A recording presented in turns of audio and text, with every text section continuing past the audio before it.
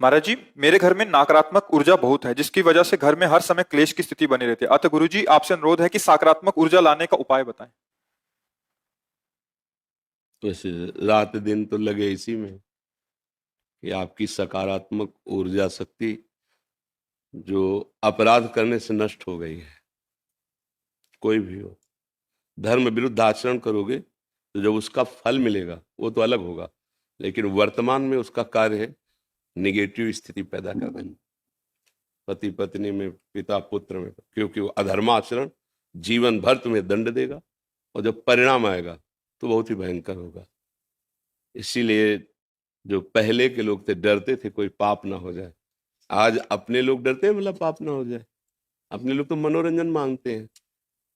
ये जो आज का वायुमंडल नया आधुनिक बच्चों का चला है, समाज का चला है, जो व्यवहार चला है, इसमें सुख शांति और सकारात्मक सोच कैसे हो सकती है? तुम रोज होटल का खाओ, फिर एक रसोई का तुम्हें एक महीना पवाया जाए, पा पाओगे? आपका मन नहीं राजी होगा ना।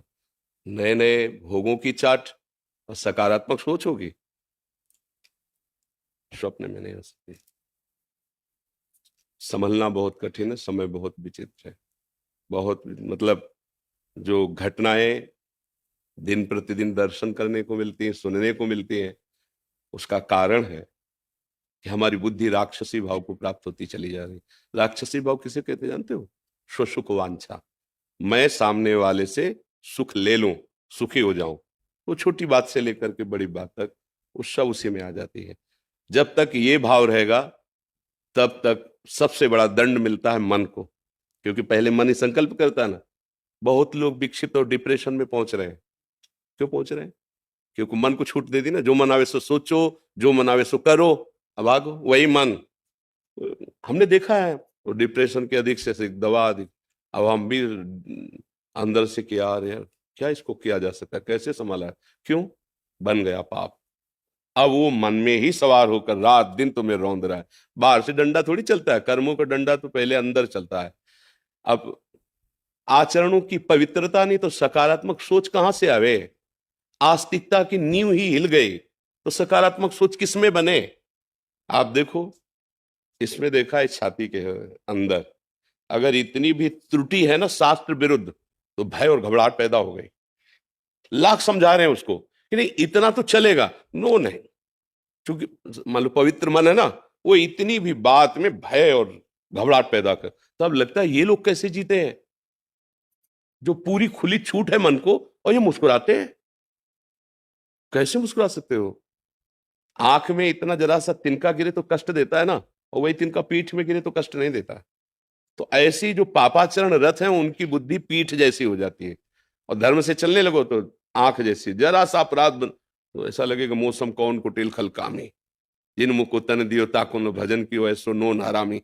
सूरदास जी इतने बड़े महापुरुष लिख रहे हैं। भाई आज हमारी आस्तिकता की नींव हट गई, हिल गई।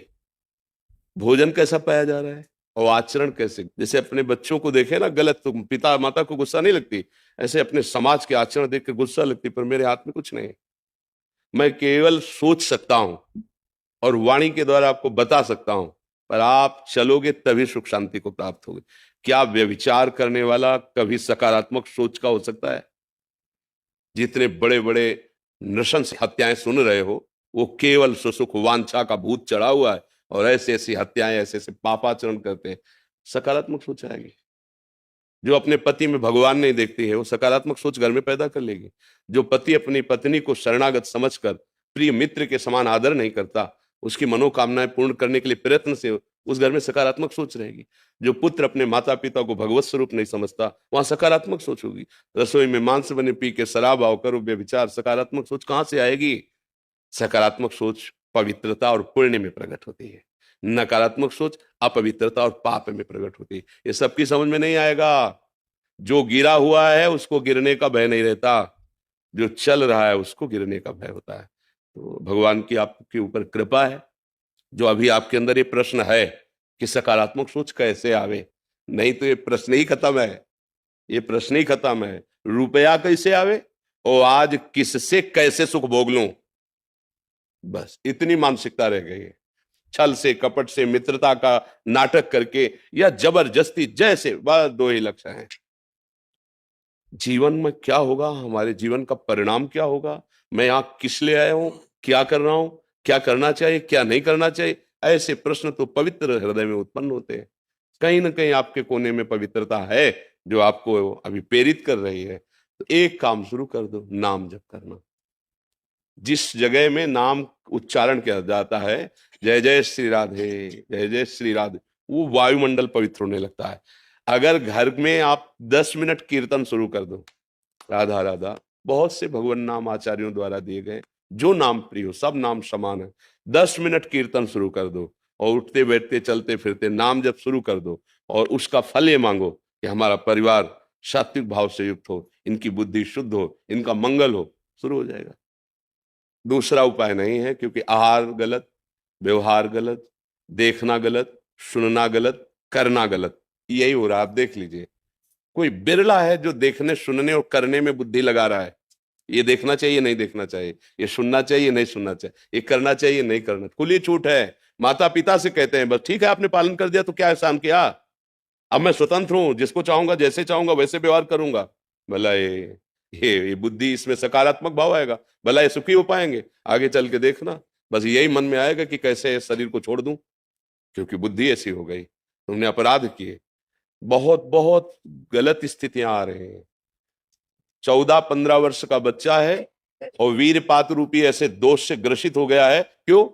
क्योंकि गंदी आदतें ऐसे, हस्तमैथुन ऐसी ऐसी ऐसी, या वो नस नाड़ियां व्यर्थ हो गए, वो जरा सा में अब क्या जीवन उसका खड़े होने में चक्कर आता है, क्योंकि जीवनी शक्ति वीर ही तो है। अब उसके सकारात्मक सोच आएगी, धीरे धीरे डिप्रेशन में पहुंच जाएगा। इसलिए भाई प्रार्थना है, नाम कीर्तन अपने घर में करो, जितना हो सके पवित्र आहार करो, गंदे दृश्य मत देखो, गंदी बातें मत करो, गंदे आचरण मत करो, तो ये जीवन भी सुखी रहेगा और परलोक भी सुख में रहेगा। नहीं तो आप करके देख लो, ना मानो तो करके देख लो, फिर मन पछताई है, अवसर बीते, अभी अवसर है, सुधर सकते हो, आगे ऐसी स्थिति आ जाएगी सुधर नहीं पाओगे, हृदय जलता है, कोई निर्णय नहीं निकल पाता, फिर वो क्या कर, फिर साथी मिलेंगे आपको, जानते हो कैसे, वो दवा बताएंगे आप, अब रिलैक्स एक बन गया रिलैक्स। अब ऐसे गंदे गंदे आचरणों में बढ़ावा देने वाले आज मित्र मिलेंगे, आज बैठाल कर सत आचरण में चलाकर तुम्हें परमानंद प्रदान करने वाले नहीं मिलेंगे। वो भगवान की कृपा से मिलते हैं। जब द्रवई दीन दयालु राघो तो साधु संगत, भगवान की कृपा है जो आप आकर बात कर रहे हैं। तो हमारी प्रार्थना मान लीजिए, घर में कुछ मिनट स्वयं कीर्तन, किसी को मत कहिए, जोर जोर बोलोगे रामकृष्ण हरि तो सुनाई तो देगा ना। तो जो कथन का फल होता है वही श्रवण का फल होता है। वो अंदर से नाम जप कीजिए। नाम ही एक सर्व सामर्थ्यशाली है जो आपको हर संकट से बचा सकता है, वायुमंडल को पावन कर देगा। का घुसुंड जी जहां बैठकर भगवत चर्चा और कीर्तन करते थे, उस क्षेत्र में प्रवेश होते ही गरुड़ जी के सारी जलन मिट गई, सारे संशय मिट गए। इसलिए हमारे पास तो यही औषधि है। और फिर कोई जंतुर अंतुर बना दे तो बात अलग है, अपने पास तो जंतुर वाला है नहीं ऐसा तो कुछ है नहीं, अपने पास तो यही है कि भाव कुभाव अनख आलसहु, नाम जपत मंगल दिशि दसो। दसों दिशाएं तुम्हारे लिए मंगल, सकारात्मक सोच की क्या आनंद की बाढ़ आ जाएगी। पर नाम जप करो, जैसे बने वैसे नाम, भाव से कुभाव से अनख से आलस से कैसे भी करो।